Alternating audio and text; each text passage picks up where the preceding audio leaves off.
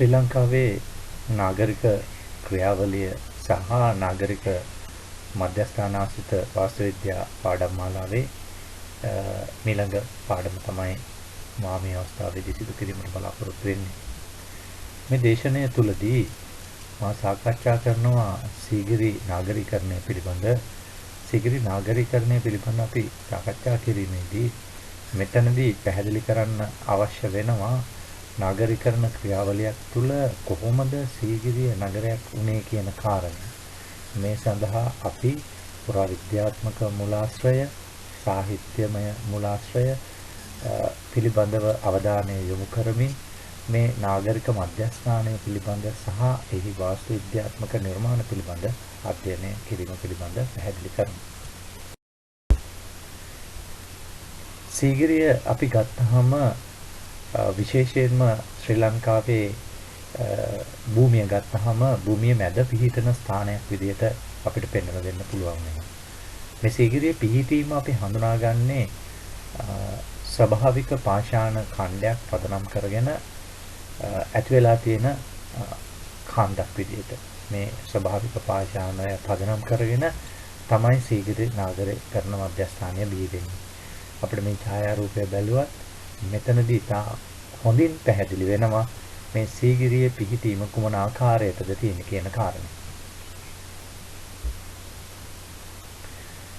මේ සමීප ඡායාරූපයෙන් පැහැදිලි වෙන්නේ සීගිරි ගලේ ස්ථානගත වීම ශේෂිත ඛණ්ඩක් විදියට පිහිටන ස්ථානයක්. ඒකට මේ ස්ථානය තමයි නාගරික මධ්‍යස්ථානයක් බවට ක්‍රිස්තු වර්ෂ 5 වෙනි සියවසේදී පත් වේ.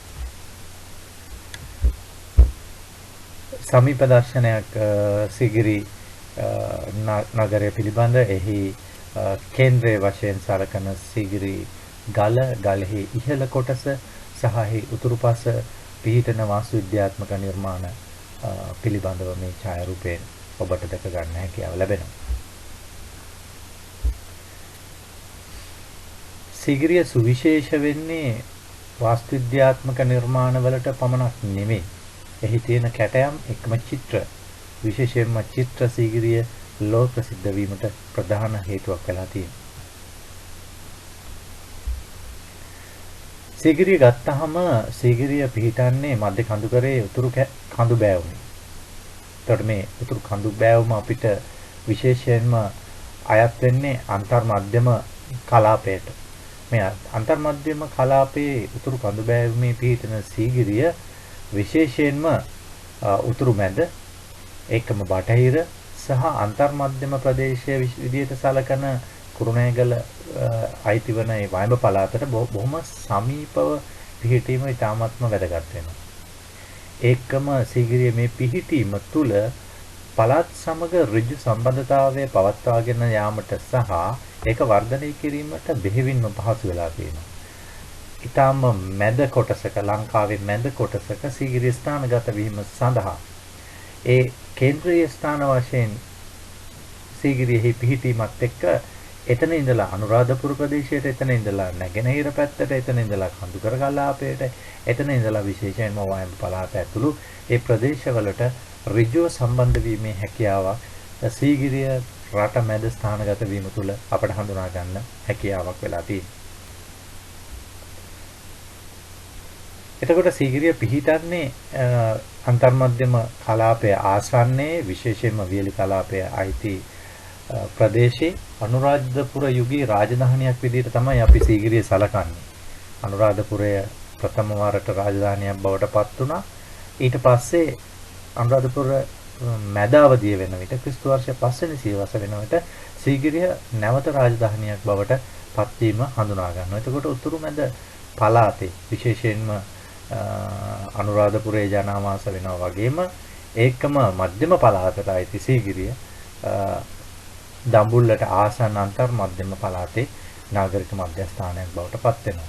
ඒ සමගම අපිට වැදගත් කාරණයක් තමයි රජරට රාජධානි පිළිබඳව අපි සාකච්ඡා කරනකොට එතන මේ රාජධානි තුනක් අනුරාධපුරයේ සීගිරිය සහ පොළොන්නරුව කියලා රාජධානි තුනක් බිහි වෙනවා. ඒ රාජධානි රජරට රාජධානි විදිහට පොදුවේ හැඳින්වුවත් නාගරික මධ්‍යස්ථාන විදිහට අවස්ථා තුනකදී තමයි ක්‍රියාත්මක වෙන්නේ. ඒ නිසා මේ ස්ථානවල තියෙන වාස්තු විද්‍යාත්මක ලක්ෂණ පිළිබඳව අපි අධ්‍යයනය කිරීම ඉතාමත්ම වැදගත් වෙනවා. අපි බෙදීමක් ගත්තොත් ඉන්ටර්මීඩියට් zone එක A කියලා ගත්තොත් ඒකම අපිට ඒක වශයෙන් අපිට පැහැදිලි වෙනවා වයඹ පළාත ආසන්න වෙනවා සීගිරියට. ඊගාවට උතුරු වියලි කලාපේ නදන් ඩ්‍රයි zone එක පැත්තෙන් ගත්තාම අපිට මේ වියලි කලාපයටත් සීගිරිය සමීප වෙනවා. ඒකම ඊස්ටර්න් ඩ්‍රයි zone එක. එහෙම නැත්නම් නැගෙනහිර වියලි කලාපය අපි ගත්තාම ඒ පොළොන්නරුව ඇතුළු ඒ ප්‍රදේශවලට සීගිරිය බොහෝ සෙයින් සමීප තියෙනවා. විශේෂයෙන්ම යාපහුව රාජධානිය අනුරාධපුරය පොළොන්නරුව මෙන්න මේ කියන රාජධානි බවට පත්වෙච්ච පැරණි රාජධානි වලට ඉතා සමීපව සීගිරිය පිහිටනවා.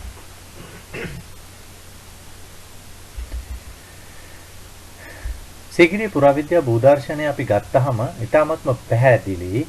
මේ සීගිරියේ භූදර්ශනය විශේෂයෙන්ම සීගිරිය කේන්ද්‍රයක් විදිහට අරගෙන අපි සාකච්ඡා කිරීමේදී ඉතාමත්ම වැදගත් කාරණයක් බවට පත් වෙනවා.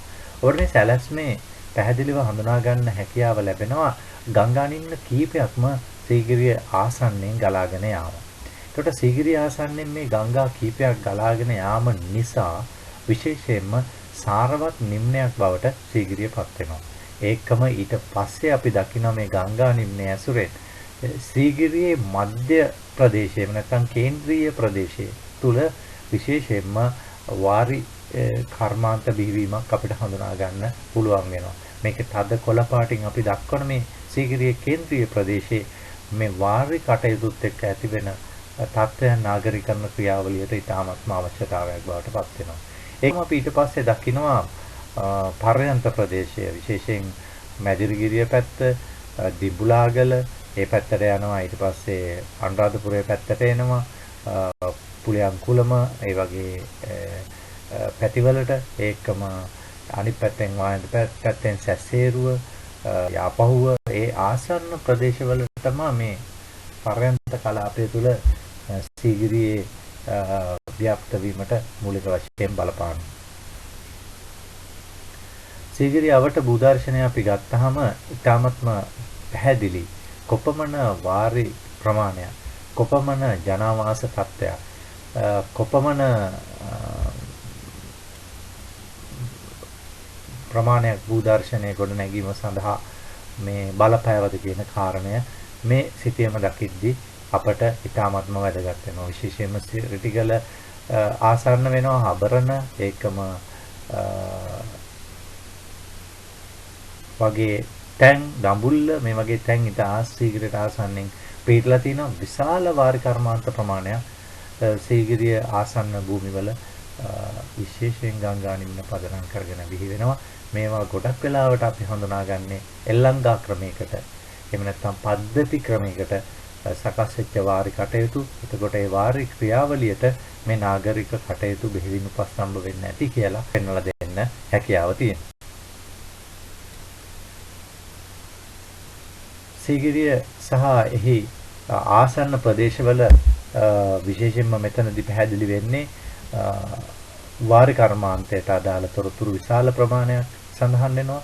ඒක අපි දක්වලා තියෙනවා මේ සැලැස්මේ. ඒකම පුරාවිද්‍යාත්මක ශේෂ්ත්‍ර ඩොට් වලින් පෙන්නලා තියෙනවා. මේ පුරාවිද්‍යාත්මක ශේෂ්ත්‍ර විශාල ප්‍රමාණයක් විශේෂයෙන්ම ප්‍රොටෝ ඉතිහාසය, ප්‍රාග් ඉතිහාසය, මුල් ඉතිහාසය, මධ්‍ය ඉතිහාසය සහ ඊට පස්සේ පශ්චාත් ඓතිහාසික යුගයේ දක්වාමත් පසු කාලීනවත් අපිට මේ නිම්න ප්‍රදේශයේ සීගිරිය හඳුනා ගැනීමට හැකියාව ලැබෙනවා. ඒකට සීගිරිය අපි අධ්‍යයනය කිරීමේදී සීගිරිය හුදකලා නාගරික ප්‍රදේශයක් විදිහට අපිට අධ්‍යයනය කරන්න බෑ. ඒකට සීගිරිය අපි නාගරීකරණ ක්‍රියාවලිය අධ්‍යයනය කිරීමේදී මේ මහා නිම්නයම පිළිබඳව අවධානය යොමු කරන්න ඕනේ. ඒ නිසා සීගිරි නිම්නය පිළිබඳව සාකච්ඡා කිරීම තුළින් සීගිරියේ නාගරීකරණ කටයුතු මේ භූදර්ශනය තුළින් කොහොමද ගොඩනැගුණේ කියන කාරණය එක් එක් සංස්කෘතික අවධි තුලින් අපිට හඳුනා ගැනීමට ඉතාමත්ම පහසු වෙනවා. විශේෂයෙන්ම ප්‍රාරම්භක සමාජයක ඉඳලා ඒක ක්‍රමානුකූලව තාක්ෂණයේ සහ එහි වර්ධනය වෙන්නා වූ වෙනස් වීම එක්ක සමාජය ලබන්නා වූ විශේෂ හැකියාවක් විදිහට තමයි නාගරීකරණ ක්‍රියාවලිය අප නිරූපණය කරන්න වෙන්නේ. එතකොට මේ දේශනය තුලදී මම ඔබට පැහැදිලි කරන්න බලාපොරොත්තු වෙනවා මෙන්න මේ ක්‍රියාවලිය කොහොමද ගොඩනැගුණේ කියලා. මේ සැලැස්මෙන් මම පැහැදිලි කරන්න උත්සාහ කරලා තියෙනවා විශේෂයෙන්ම සීගිරිය සහ ඒ සීගිරිය පදනම් කරගෙන බිහි වෙලා තියෙන ගංගා නිම්න කීපයක්ම අපිට හඳුනා ගන්න හැකියාව තියෙනවා. එකක් තමයි අපිට බටහිර පැත්තෙන් දැක ගන්න හම්බ වෙනවා කලාවේ නිම්නේ. සීගිරියට ආසන්නවම සීගිරියත් එක්ක සම්බන්ධ වෙනවා. ඊට පස්සේ යාන්නෝය නිම්නේ. ඊට පස්සේ කිරි ඔය නිම්නේ. මෙන්න මේ ගංගා නිම්න තුන සීගිරිය විශේෂයෙන්ම සීගිරිය නගරයක් වීම සඳහා එන්න නැත්නම් ජනාවාසකරණයේ මුල් පදනම් සකස් වීම සඳහා බලපානවා. ඒකෝ මල්ලතෝය නිම්නය. මේ මල්ලතෝය නිම්නය, යාන්නෝය නිම්නය, කිරියෝය නිම්නය සහ කලාව නිම්නය විශේෂයෙන්ම සීගිරි නාගරිකරණ ක්‍රියාවලියේදී අපට බලපාන ප්‍රධාන කාරණයක් වෙනවා. එතකොට මේ සැලැස්ම තුළ කේන්ද්‍රයේ විදිහට සීගිරියත් මේ කියනා වූ ප්‍රධාන ගංගා නිම්න කීපය අතර අරගෙන බැලුවයින් පස්සේ අපිට ඊට පස්සේ පැහැදිලි වෙනවා ප්‍රධාන පද්ධති තුනකට මේ සීගිරි නිම්නය සම්බන්ධ වෙනවා කියලා. එකක් තමයි අනුරාධපුර පද්ධතිය. අනුරාධපුර ප්‍රදේශයට රිටිගලින් එහා පැත්ත සහ ඒ ප්‍රදේශවලට විශේෂයෙන්ම එක පද්ධතියක් විදිහට සීගිරිය සම්බන්ධ වෙනවා. අනිත් පැත්තෙන් පොළොන්නරු සිස්ටම් එකට. මේ පොළොන්නරු සිස්ටම් එකට සම්බන්ධ වීමත් අතිශයින් වැදගත් වෙනවා නාගරිකරණ ක්‍රියාවලියේදී. අනිත් එක තමයි සෙන්ට්‍රල් මවුන්ටන් එහෙම නැත්නම් කඳුකර කලාපය. මේ කඳුකර කලාප පද්ධතියටත් සීගිරිය ඉඳලා ඉතා පහසුවෙන් මේ සම්බන්ධ වීමේ හැකියාවක් තියෙනවා. මෙන්න මේ පද්ධති තුනකට විශේෂයෙන් සම්බන්ධ වීමත් එක්ක සීගිරිය නාගරිකරණ ක්‍රියාවලියට අවශ්‍ය කරන මූලික පදනම සැකසෙනවා. සීගිරිය නාගරිකරණ ක්‍රියාවලිය අපි කතා කරනකොට ප්‍රධාන වශයෙන්ම සාකච්ඡා කිරීම වැදගත් වෙනවා ඒකේ කාල පරිච්ඡේදය පදනම් කරගෙන. එහෙම නැත්නම් තාක්ෂණික සංස්කෘතික අවදිවල කාල පරිච්ඡේදය කොයි විදිහටද? එහෙම නැත්නම් පරිවර්තනය කොහොමද උනේ කියන එක පිළිබඳව හඳුනා ගැනීමට. සීගිරිය ආශ්‍රයෙන් අපිට හඳුනා ගන්න හැකියාව තියෙනවා ලේඛනගත තොරතුරු උපයෝගී කරගෙන විශේෂයෙන්ම අභිලේඛන සහ සාහිත්‍යමය තොරතුරු උපයෝගී කරගෙන කොහොමද සීගිරි නිම්නය තුලින් අපට කාල පරිච්ඡේදයක් ගොඩනගාගත හැක්කේ කියලා. සීගිරියේ තියෙන සෙල්ලිපි සීගිරිය සහ එහි තදාශ්‍රිත කලාපයේ තියෙන සෙල්ලිපි අපි බැලුවහම ඉතාමත්ම පැහැදිලි වෙනවා මුල් අනුරාධපුර අවධිය අපි මුල් ඓතිහාසික අවධිය කියලා කියන කාලේ. එතකොට මේ මුල් ඓතිහාසික අවධියේ මුල් අනුරාධපුර අවධිය ක්‍රිස්තුපූර්ව 300 වස් වෙනකොටත් මේ සීගිරිය සහ එහි හාත්පස ප්‍රදේශ තුල විශාල විදියට මානව පළපදියම් වීම අපට හඳුනා ගැනීමට හැකියාව ලැබෙනවා. මෙතනදී අපිට පැහැදිලි කරන්න ඕන කාරණය තමයි මේ වෙනකොට පූර්ව ඉතිහාසයේ සංස්කෘතිය සීගිරි නිම්නයේ කේන්ද්‍රගත වෙලා තියෙන්නේ. ඒ කේන්ද්‍රගත වෙලා ඊට දියුණු සමාජ පදනමක් සකස් කරලා තියෙනවා. අපිට පැහැදිලි වෙනවා සීගිරි නිම්නය තුලදී ඊට පස්සේ ඇති වෙන මේ මුල් අනුරාධපුර අවධිය එහෙම නැත්නම් මුල් ඓතිහාසික අවධියේ සමාජ කණ්ඩායම් විශාල වශයෙන් සම්පත් පරිහරණ ක්‍රියාවලීන් වලට දායක වෙනවා. අපි දඹුල්ලාශ්‍රිතවට ආසන්නයේ කඳුකර කලාපයේ උඩින් තියෙන මාතලේ ප්‍රදේශයේ කිට්ටුවෙන් අපි උපරිකඩ කියන ස්ථානය කියන්නේ අන්තර්ග්‍රාමයක් අපි හඳුනා ගන්නවා. ඊට පස්සේ දඹුල්ල කිට්ටුවෙන් අපි හඳුනා ගන්නවා මතුක ගාම කියන තැන. ඒ කියන්නේ තවත් භාණ්ඩ නිෂ්පාදනය කරපු ගමක් වෙන්න පුළුවන්. මෙන්න මේ ආකාරයට ඊට අමතරව විවිධ ජන කණ්ඩායම් පරුමුකවරු, ගහපතිවරු, ගමිකවරු, රජවරු මේ වගේ විවිධ කණ්ඩායම් මේ ප්‍රදේශයේ නිම්න පුරාම සීගිරියේ මහා නිම්නයේ පුරාම ජනාවාස තත්ත්වයන් මුල් අනුරාධපුර අවධිය වෙනකොට ඇති කරගෙන තියෙනවා. ඒක අපිට ඉතාමත්ම වැදගත් වෙනවා නාගරික ක්‍රියාවලියට අවතීර්ණ වීමේ තත්ත්වය හඳුනා ගැනීමේදී. මේ தත්ත්වය පදනම් කරගෙන ඊගාවට සීගිරි නිම්නය තුල අපි හඳුනාගන්නේ මධ්‍ය අනුරාධපුර අවධිය. මධ්‍ය අනුරාධපුර අවධිය වෙනකොට විශේෂයෙන්ම සීගිරිය කේන්ද්‍රගත කරගනිමින් ක්‍රිස්තුපූර්ව 500 සියවස වෙනකොට රාජධානී තත්ත්වයක් කාශ්‍යප රජුරෝ විසින් නිර්මාණය කරනවා. මේ කාශ්‍යප රජුරෝ විසින් නිර්මාණය කරන රාජධානිය තමයි සීගිරිය කියලා බොහෝ දෙනෙක් දැනට අපි ඒකේ දකින මාස්ටර් විද්‍යාත්මක අංග අධ්‍යයනය කරන්නේ. නමුත් මේ තනිකරම කාශ්‍යප රජුරන්ගේම ක්‍රියාවලියක් වෙන්න බෑ. මේ ආරම්භකයා කාශ්‍යප රජුරෝ විය හැකි. ඉන්පසු ඒක දිවිණු විදියට සංවර්ධනය කිරීම පසු කාලයේ සිදු වෙලා තියෙනවා. ඊට පස්සේ අපි හඳුනාගන්නේ පශ්චාත් අනුරාධපුර අවධිය තුල සීගිරිය කොහොමද මේ වාස්තු විද්‍යාත්මක නිර්මාණ ඇතුළු මේ නිර්මාණ සම්බන්ධව සිදුවෙච්ච ක්‍රියාවලිය මොකක්ද කියන කාරණය. ඒක අපිට ක්‍රිස්තු වර්ෂ 6 වෙනි සියවසත් 12 වෙනි සියවසත් අතර කාලය ආශ්‍රයෙන් සාකච්ඡා කිරීමේ හැකියාවක් තියෙනවා. සීගිරිය හා තදාත්සිත ප්‍රදේශයේ ආරම්භක ජනාවාස පිළිබඳව අපි සාකච්ඡා කරනකොට ක්‍රිස්තු පූර්ව 5000 දී පමණ තමයි මෙහි ජනාවාස ආරම්භ වන බවට හොයාගෙන තියෙන්නේ. ගාමිණී අධිකාරී සහ ප්‍රියන්ත කරුණාරත්න විසින් සීගිරිය නිම්නයේ සීගිරිය ආසන්නයේ තියෙන අලිගල සහ පොතාන කියන ස්ථාන දෙකේ සිදු කරන කැණීම්වලදී හොයාගෙන තියෙනවා ප්‍රාග්ඓතිහාසික මානවයා විශේෂයෙන් මධ්‍ය ශිලා යුගයේ බලංගොඩ මානවයා මේ ප්‍රදේශයේ මුල් ජනාවාස ඇති කරගත් බවට තත්ත්වයක්. එතනදී වැදගත්ම කාරණය තමයි මේ බලංගොඩ මානවයා. එහෙම නැත්නම් මධ්‍ය ඓතිහාසික යුගයේ මානවයාට සම්බන්ධ සැකිලි සාධකත් මෙතනින් හම්බෙනවා. ඒකම ගල්අවි, ඒ ආහාර සඳහා යොදාගත් ආහාරයටගත් සත්තුන්ගේ සාධක ආදී විශාල පුරාවිද්‍යාත්මක සාධක ප්‍රමාණයක් මේ සීගිරියෙන් හොයාගෙන තියෙනවා. ඒ සීගිරියේ අලිගල සහ පොතාන කියන කැණීම් දෙකේ සිදු කරන ලද කැණීම් ආශ්‍රය. ඒකට මේකෙදි වැදගත් කාරණය තමයි මේ ප්‍රාග්ඓතිහාසික සාධක තුලින් මුල් මානව ජනාවාස සීගිරි නිම්නේ ඇතිවීම ඊට පස්සේ ක්‍රමානුකූලව තාක්ෂණයේ පරිවර්තනයත් එක්ක පූර්ව ඓතිහාසික යුගයට පරිවර්තනය වෙලා දියුණුවක් ඇති වෙනවා. ඒකට ගල් යුගයේ මිනිස්සු ඊට පස්සේ එන සංස්කෘතික ප්‍රවාහය වෙන යකඩ තාක්ෂණය පදනම් කරගත් සංස්කෘතික පරිවර්තනයකට ප්‍රවේශ වෙලා සීගිරි නිම්නේ පුළුල් මානව ජනාවාසකරණයක් නිර්මාණය කරනවා. මේ ඡායාරූපයෙන් ඔබ දකින්නේ පොතාන ගල් ගුහාව ආශ්‍රයෙන් සිදු කරන ලද කැණීමක්. දැනට මේ පොතාන ගල් ගුහාව වනයේ අභ්‍යන්තරයේ තියෙන්නේ. ඒතර මේ පොතාන ගල් ගුහාව ආශ්‍රිත සිදු කරන ලද මහාචාර්ය ගාමිණී අධිකාරී සිදු කරන ලද කැණීමේ දර්ශනයක් තමයි මේ තියෙන්නේ. පොතාන සහ අලිගල කියන කැණීම් වලින් හඳුනාගෙන තියෙන ප්‍රාග් ඓතිහාසික මිනිස්සු පාවිච්චි කරලා තියෙන අස්ථි මෙවලම් තියෙනවා. ඊට අමතරව මයික්‍රෝලිතික එහෙම නැත්නම් ශුද්ධ ශිලා මෙවලම් තියෙනවා. ඒකම හැමර් ස්ටෝන් එහෙම නැත්නම් ගල් මිටි මේ ගල් ආයුධ නිර්මාණය කරන්න පාවිච්චි කරපු පාෂාණ මේ ස්ථානයේ තිබී හඳුනාගෙන තියෙනවා. මෙතන වැදගත්ම දේ තමයි මෙතනත් අපිට හම්බ වෙනවා කන්ද තිරුවානා වගේ පාෂාණ වර්ග. ඒකට ඒවා ගෙනල්ලා මෙතන සකස් කර ගැනීමක් සිදු කළ බවට සාධක තියෙනවා. ඒකම සත්තුන්ගේ අස්ථි කොටස් විශේෂයෙන්ම මෙවලමක් දක්වා පරිවර්තනය කරගෙන ඒව භාවිතා කිරීමත් මේ කැණීම් දෙකේදී හඳුනා ගැනීම වැදගත් වෙනවා සීගිරි නිම්නය තුලින්.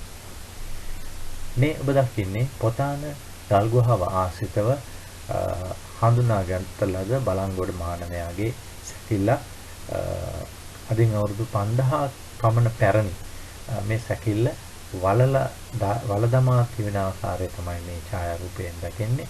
මේ පොතාන ගුහාවේ ජීවත් වූ ප්‍රාග්ඓතිහාසික මිනිසුන් තමාත් එක්ක ජීවත් වෙන පුද්ගලයෙක් මිය ගිය පසු ඔහු එම ගුහාවේම වල දැමීමක් හඳුනාගත හැකි අතර මේ වල දැමීම උක්කුටියෙන් වල දැමීමක්. එහෙම නැත්නම් නම හකුලා වල දැමීමක් විදිහටයි අපි දකින්නේ. ඒක හොඳට ආරක්ෂා වෙලා තියෙන මානව සැකිල්ලක් විදිහට මේ සීගිරියේ පොතාන මෑන් එහෙම නැත්නම් පොතාන මිනිසා අපිට හඳුනා ගන්න හැකියාව ලැබෙනවා. ප්‍රාග් ඉතිහාසයෙන් අනතුරුව සීගිරි නිම්නයේ මානව ජනාවාස වඩා පුළුල් තත්වයකට පත්වනවා පූර්ව ඓතිහාසික යුගයේ නැත්නම් ප්‍රොටෝ ඓතිහාසික යුගයේ.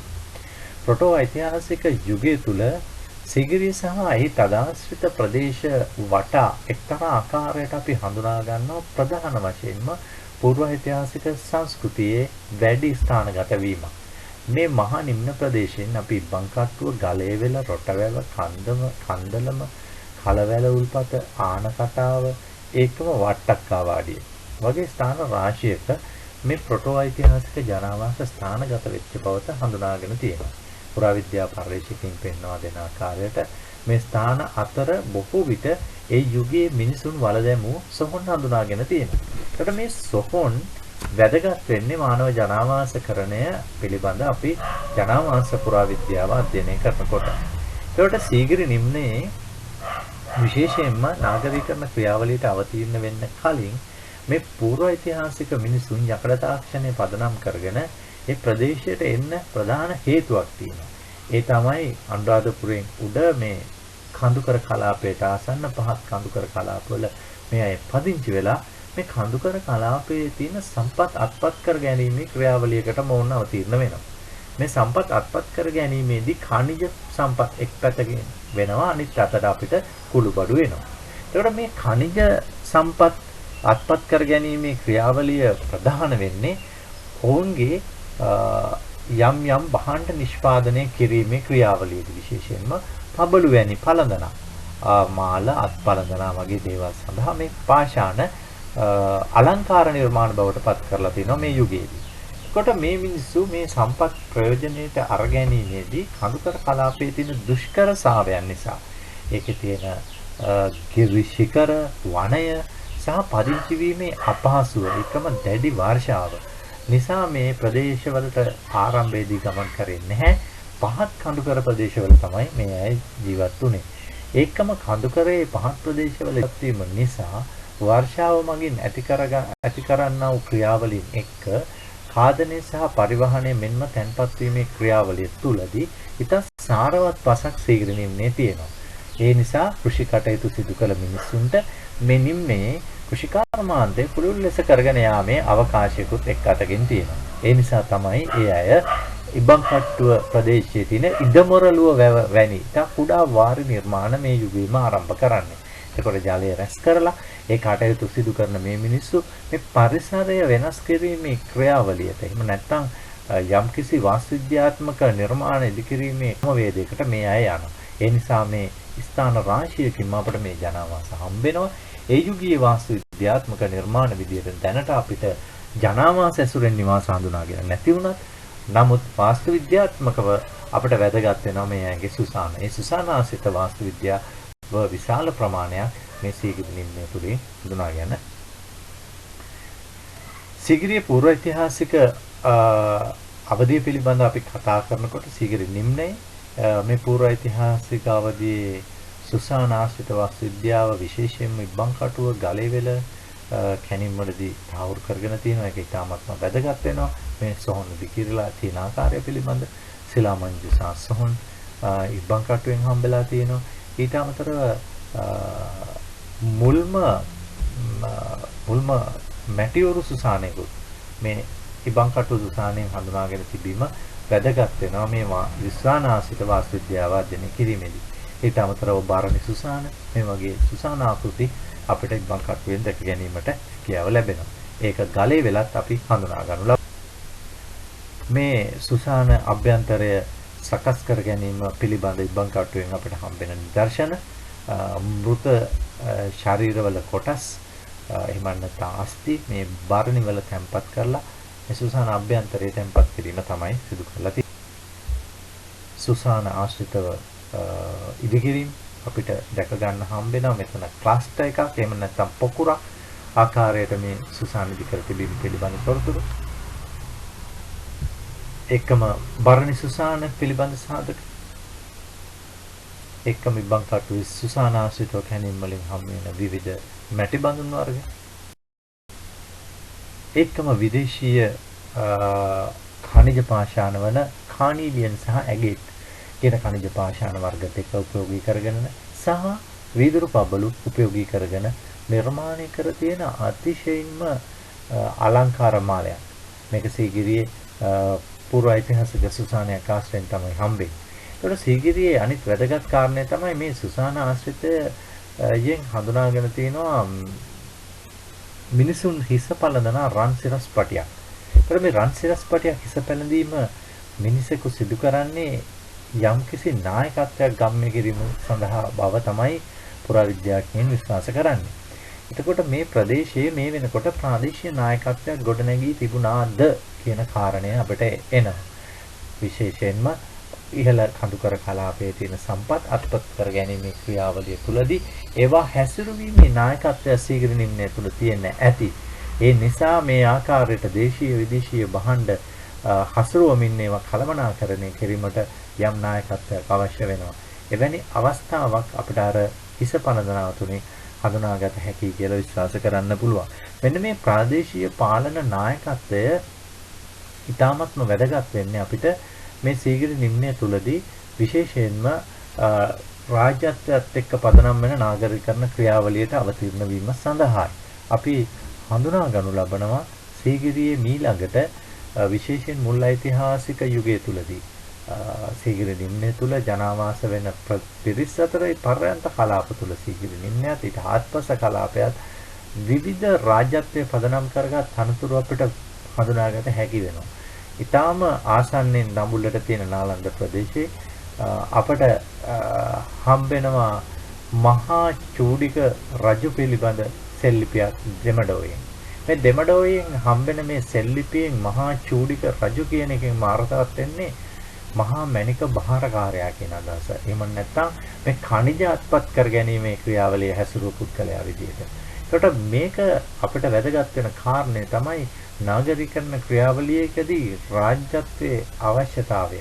එහෙම නැත්නම් මේ ප්‍රාදේශීය වශයෙන් ඇති වෙලා තියෙන නායකත්වය ප්‍රධාන වෙලා තිනවා මුල් ඓතිහාසික යුගයේ වෙනකොට සීගිරි නිම්නයට තදාශ්‍රිත ප්‍රදේශවල පර්යන්ත ප්‍රදේශවල. ඒ තාමත්ම වැදගත් කාර්යයක් විදිහට පෙන්වලා දෙන්න පුළුවන්. මේ දෙන්නේ සීගිරියේ නිම්නය තුල පිහිටන ඉබ්බන් කට්ටුව ප්‍රදේශයෙන් හඳුනාගෙන තියෙන කානීලියන් පබළු සහිත තවත් අර මාලයට අමතරව තවත් කානීලියන් පබළු විශාල ප්‍රමාණයක්. කානීලියන් පබළු සහ ඇගේත් පබළු මෙතනදී පුරාවිද්‍යා කැණීම් වලින් ඉබ්බන් කට්ටුවෙන් සොයා ගන්න තියෙන